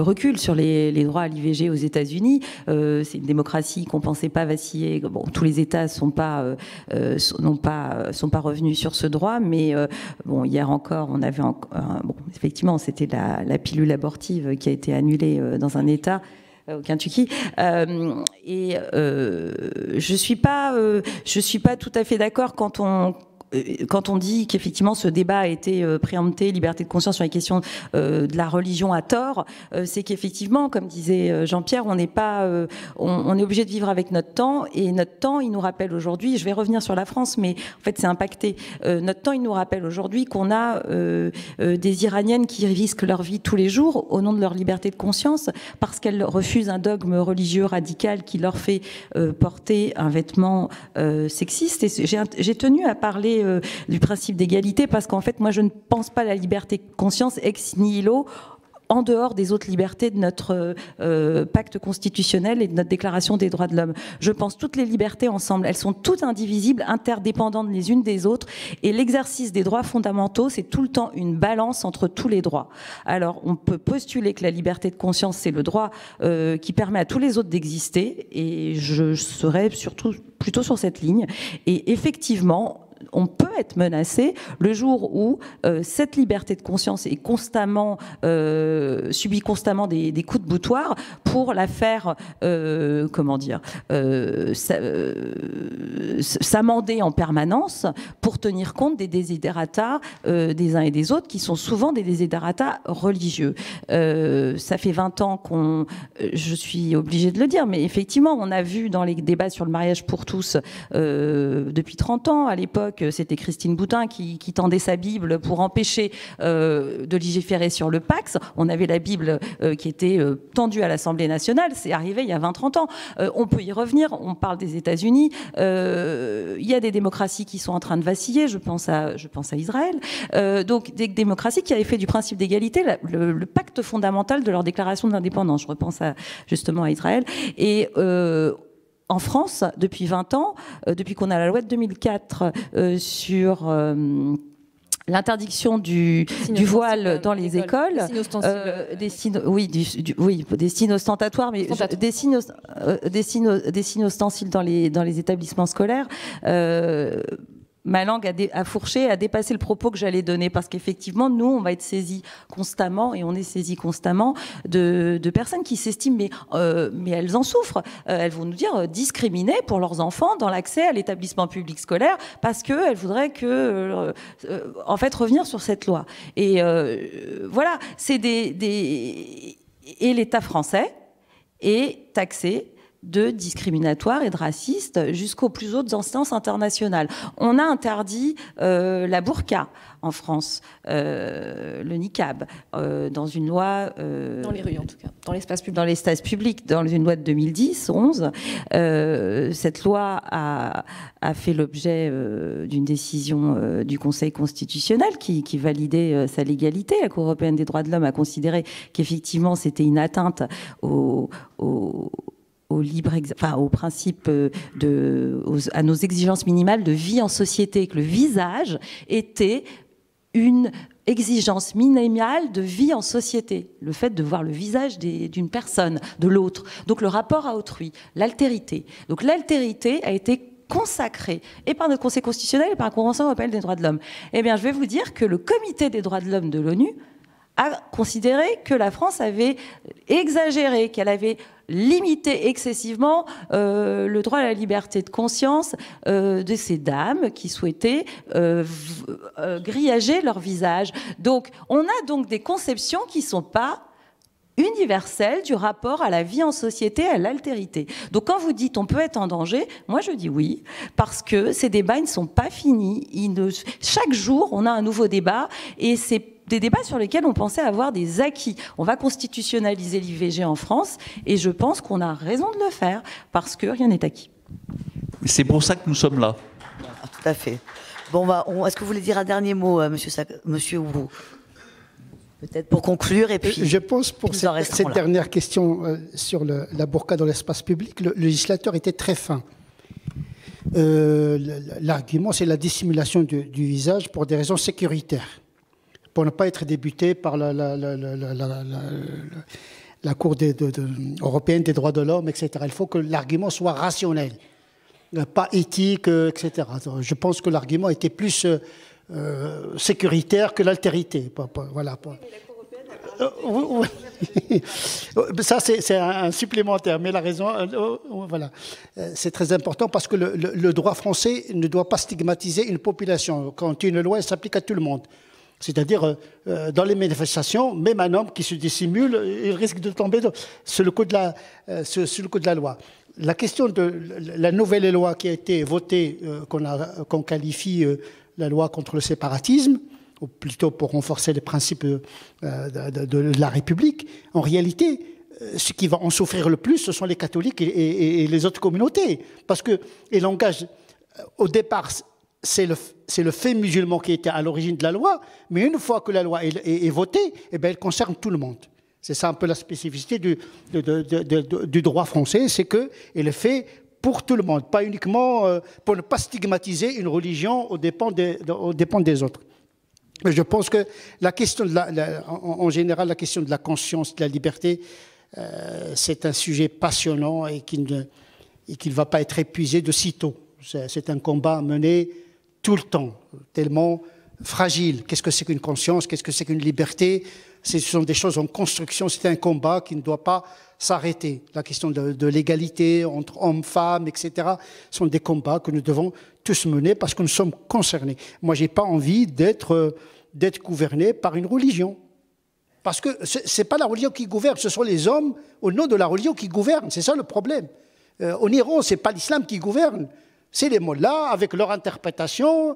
La question des habits, c'est quand même...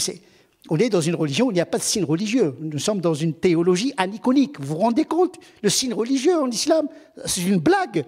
Au niveau théologique, le foulard islamique, les chaussures islamiques. En vérité, on n'est plus dans la religion. C'est pour cette raison que la liberté de conscience, elle dépasse la religion parce que le fait religieux n'est pas que religieux. N'est pas que religieux. Il y a le psychologique, il y a le culturel, etc., etc. Mais maintenant, il faut faire le discernement dans tout ça. Bon, je propose de conclure ce débat avec M. Sakoun qui voulait réagir. Je voulais, pour répondre à la dame et prendre justement l'illustration de la loi renforçant le respect des principes républicains. C'est une loi qui est tout à fait intéressante. Mais dans cette loi, il y a deux signes qui sont absolument... qui illustrent parfaitement votre inquiétude devant le recul du politique devant le religieux. Le premier signe, c'est que c'est sur la laïcité de l'école. La laïcité de l'école est réaffirmée d'une manière très forte et on fait la liste complète de toutes des raisons et de tous les signes religieux qui sont interdits à l'école et on contourne juste les accompagnants scolaires.